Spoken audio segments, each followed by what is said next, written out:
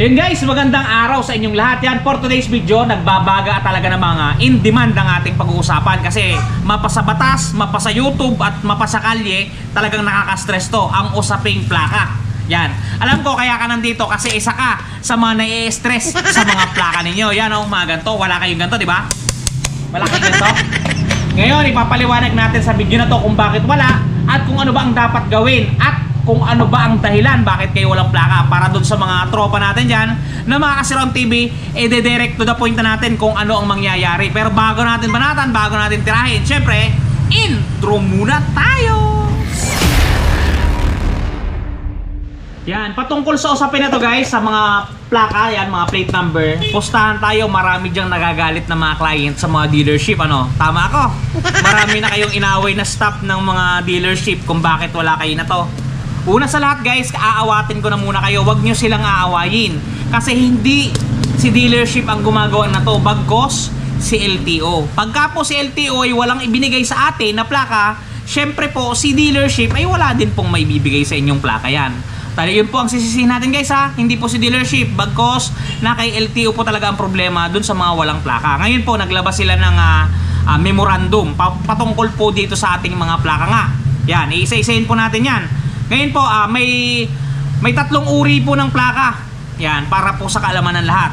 Ang una pong uri ng plaka, ito po. Ito pong physical plate. Yan, kung mapapansin niyo. Ito po yung tinatawag nating physical plate. Ito po yung mga plaka na ibinibigay ni LTO kay dealership, na ibinibigay ni dealership sa client. Maliwanag po yan ha. Ito po yun. Napakaswerte nyo po kung meron po kayong ganito. Ang pangalawa pong plaka is yung improvise. Yan, ito po magpa-flash sa ating screen. Ito po yung itsura nya.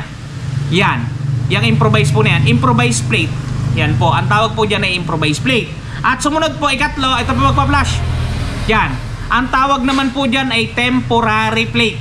Temporary plate number. Okay po, ayan po, bali dalawa po yan sir, yung ating temporary plate number. Dalawa po ang sangay niyan. Hindi po basta sinabi ditong temporary plate.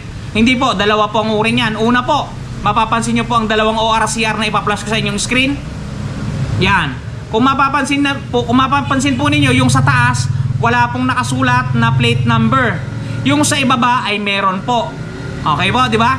Okay, yung una pong sinasabi natin kanina na temporary plate, ang gagawin nyo po ay yung format po na may MB file number. Ito po. Yan pong format na yan ang gagamitin ninyo. Sumunod naman po dun sa mga ORCR po na may plaka. Ayan, babalik ko po ulit yung dalawa ORCR. Yan. Yung sa ilalim po, yan, mapapansinin po ninyo, may nakasulat po dyan na plaka naman. Ganito naman po ang temporary plate na inyong gagamitin. Yan, ganyan po ang inyong gagamitin. Yan, ipapaliwanag ko po sa inyo ngayon kung ano po ang mga ibig sabihin ng mga maraming plaka na pinagpapakita ko sa inyo na yan. Iisa-isahin po natin. Okay guys, una natin pag-usapan ay ang physical plate. Okay, eto yun guys, physical plate. Karamihan, hindi ko sinasabing lahat ha. Hindi ko wina 100%. Karamihan ngayong 2023, 2024 ay nagkakaroon na talaga ng physical plate. Pero doon sa iba, hindi ko sinasabing lahat ha. Hindi ko makamay magbasya na naman dyan. Hindi ko sinasabing lahat ng 2023, 2024 ay may plaka. Guys, meron pa din talagang minamalas-malas dyan na sadyang wala. Talagang hihintayin po o hindi natin masabi. Baka po backlog forever na. Wala po, hindi natin masabi yan. Pero doon po sa mga nakakuha, ito po yung una nating example, ang physical plate po natin. Pagka nagkaroon po kayo na to, okay na po, period na. Wala na tayong usapin, swerte na kayo. Maalat-alat po yung iba. Ayun po ang madaling salita. Ito po yung physical plate. Yan. Okay guys, tapos na tayo dun sa physical plate ha. Mag-proceed naman tayo sa susunod na plaka. Ito, pag-uusapan naman natin itong improvise plate. Yan. Ipa-flash ko na nga lang sa screen ninyo para mas maganda. Yan. Yan guys, yung ating improvise plate. Yan. Hindi ibig sabihin itong improvise plate, gagamitin na natin ito lagi dun sa mga wala pang plaka. Ito yung gagamitin natin. Hindi. Guys, wag tayong magdesisyon, kaya tayo nahuhuli ng LTO eh. Wag tayong magdesisyon basta-basta kasi may mga format yan na tinatawag.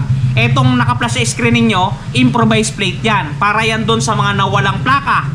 Yung mga plakang durug-durug na nawasak-wasak na hindi mo na maintindihan. Yan yung gagamitin ninyong format. Yung improvise plate na yan, ganyan ang format guys. Huwag kayong magdidesisyon, huwag kayong magdidisenyo, o huwag kayong paladesisyon ng kung anong format ang gusto ninyo. para dun sa improvised plate. Hindi, susundin natin ang batas. Susundin natin kung anong format ang ibibigay ni LTO, which is ganyan. Improvised plate yan ay ginagamit para dun sa mga nawala ng plaka, yung nawala, nalaglag. Pangalawa, yung nalukot, nadurog-durog, ewan kung anong ginawa nila, basta nawasak. Ayan, improvised plate, kaya nga improvise di ba? Hindi ibig sabihin na improvise para dun sa mga walang plaka, okay? Pangatlong plaka natin guys, ito yung ating temporary plate. Yung kagaya na sinasabi ko sa inyo kanina, dalawang uri ang temporary plate natin. Isang merong assigned plate at isang wala. Yan, marami diyang customer na talagang hindi ko maintindihan. Bibigyan namin ng kopya ng ORCR, tapos ang ORCR ganyan. Mapapansin niyo may nakasulat na plate number, di ba? Galit na agad sa amin yan. Bakit walang plaka to? May nakasulat ng plaka dito. Guys, mga sir, mga mga amo, ulitin ko po, hindi po si dealership ang nagbibigay ng plaka, si LTO. Ngayon po, kung wala po kayong plaka, assigned plate pa lang po talaga yan. Maniwala po kayo sa akin. Hindi po kami nagbibiro. Ngayon, kung meron po kayong assigned plate, may format po yan, ganito. Pero medyo malabo dito, ipa-flash ko na lang sa screen. Ang temporary plate po na assigned plate natin, ganito po ang format. Yan, napapansin na po ninyo. Ganyan po yung format ng merong assigned plate na. Ano po bang ibig sabihin nun? Yung ORCR po ninyo, yan, pa-flash ko muna sa screen. Yan po, yung ORCR na yan, mapapansin nyo po, yung may binilugan ako dyan mayroon na siyang naka-imprenta, mayroon na siyang naka-print na plate number. Assigned plate pa lang po yan, wala pa po talaga yung physical plate niyan, assigned plate pa lang po yan. Kaya po ang gagamitin po ninyong format, pwede po kayong humingi na to sa mga dealership. At yung mga gumagawa po ng plaka, alam po nila yan, ipaliwanag nyo lang po. Ang gagamitin nyo po is yung assigned plate number, is yung temporary MC plate number. Ganito po ang format. Yan. Ganyan po ang format, wala na pong iba. Yan po ang gagamit po niyan, yung may mga plaka pong nakasulat sa ORCR hindi po yung wala, yung may nakasulat po. Yan. Yan po ang gagamitin ninyong format. Huwag po tayong magagawa, huwag po tayong gagamit na ibang format. Yan lang po. Only one. Okay, sumunod po. Doon sa talagang pinakamalas. Hindi ko naman sinabing malas, medyo malas lang. Ay sige, malas na talaga. Kasi walang physical plate, walang assigned plate, talagang walang plate.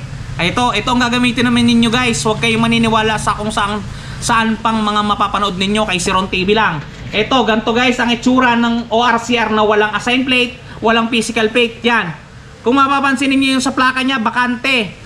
Walang nakasulat as in, blanco, nag-iisa sa buhay.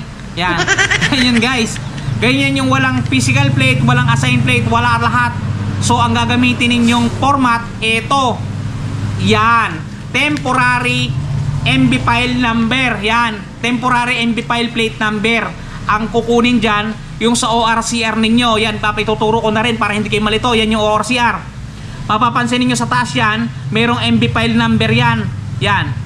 Yan. Alam na yan guys sa mga gumagawa ng plaka sa labas. Pero meron kadalasang dealership ang may mga format na yan, which is yung sinusulatan na lang ng pentel pen. Kaso pagka ito'y naarawan, pagka ito'y naulanan guys, nabubura ito. Kaya wag na kayo maghinayang sa 200 pesos ninyo. Magpagawa na lang kayo ng mga fiberglass na magaganda, talagang namang buhay na buhay, gigil na gigil. Okay. Yan guys, yan yung tatlong uri ng ating plaka. Ulit-ulitin ko ulit sa inyo guys ha.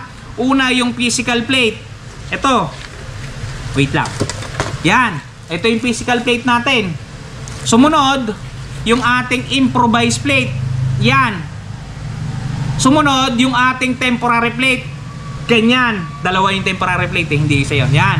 Ganyan yung mga plaka na ating gagamitin. Hindi, mayroon kasi nagtatanong din sa aking client Ang gusto kasi nila ganito. Pag hindi daw ganito nakalagay, huhulihin. Maling kaisipan yun. Sumunod tayo sa batas guys. May memo si LTO.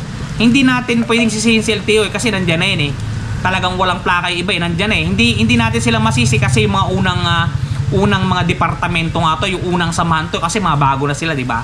Kaya wala na tayong magagawa dyan sa mga backlog na yan. Bagkos, sundin na lang natin yung mga nilabas na memo para hindi tayo mapasama. Kung susunod naman tayo, wala namang mangyayaring masama di ba? Mas magandang sumunod na lang, wag na magmatigas. Ganyan yung mga uri ng plaka natin guys. At pangdagdag ko sa inyo, wag niyong pagagalitan yung mga staff ni Premium Bikes, ni Motor Trade, ni Desk, kung sino man yan, si Rose, whatsoever. Wag niyo silang papagalitan sa branch guys. Kasi hindi sila ang nagdidesisyon kung magkakaplaka ka ba o hindi. Si LTO pa rin po. Ngayon po, kung wala talagang ganito, gumamit po ng mga improvise, gumamit po ng mga temporary plate at talagang wala po tayong magagawa kundi sumunod. Okay, sana guys ay naliwanagan kayo sa ating mga napag-usapan ngayon. Nabuksan ko ang inyong mga kaisipan na kung ano ba talaga ang dapat gawin. Okay? Pwede nyo naman ako ma-reach guys sa ating Facebook Messenger, Romel Siron Nirabueno, para ma-replyan ko kayo at mas mabilis yung ating palitan ng tanong at sagot. Okay? Okay guys, malinaw ba? Okay, singit natin guys. Doon nga pala sa mga namang problema ng mga gasgas ng kanilang mga pairings. Guys, ito, touch paint, the wash body, solid na solid, matatakpan ang mga scratches. Guys, the long wait is over. Ito guys, dun sa mga namumroblema na mga gas ng kanilang mga minamahal na motorsiklo, nandito na ang touch paint ni wash body. Napakadaling i-apply, parang sumusulat ka lang sa papel, isusulat mo lang dun sa mismong nagasgasan at talagang sasabay na siya sa pinakakulay ng inyong pairings. Yan, kung mapapansin niyo ang before at after natin, mistulang na bura ang mga pinagdaan ng gasgas. Ang mga natamo na hindi sinasadyang galos ay mistulang na bura. Yan, kung mapapansin niyo, halos bumalik talaga sa original.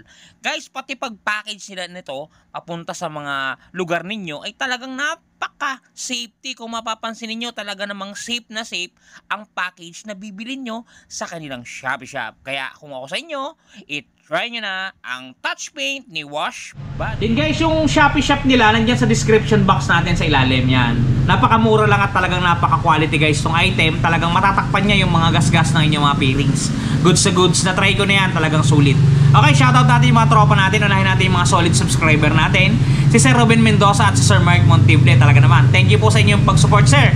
At dito po kay Sir Bebot Mahilom and Mahilom Family. Maraming salamat po. At dito po kay Sir Lennon Ignacio ng Valenzuela City. Maraming salamat. Sian Mark Hernandez ng Bulacan. Maraming salamat, Sir Sian.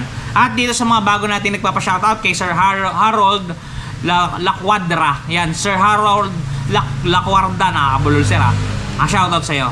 At po dito po kay Sir Emiliano Gubat ng Jubil City, KSA from Benguet. Yan, shoutout po si Sir Emiliano Gubat. At dito po kay Sir Susaki. Yan. At dito po kay Sir Mark Ladao. Sir Mark Ladao, shoutout po sa'yo. At dito sa napakatropa natin kay Sir Floyd Galaos, shoutout po sa Sir Floyd. At dito po kay Sir Adrian Kagara. Yan. Sir Adrian, shoutout po sa iyo. At dito po kay Ma'am Hems Gumanab, shoutout po sa iyo, ma'am. Kay Sir Edwin Puentes at kay Sir Elorde Puentes, shoutout po sa iyo mga Puentes, sir. Yan. At dito po kay Sir Domingo Malakad. At dito po kay Sir Joseph Laborte, Franklin Reyes, shoutout po sa inyong lahat. Shoutout po. Okay, hanggang dito lang po ang ating video. Sana po ay nakatulong at nabigyan ko po ng linaw ang inyong mga katanungan sa inyong mga pag-isip. Okay, hanggang dito na muna ang video natin guys. See you around the net. Cheers! Gang gang! Bye-bye!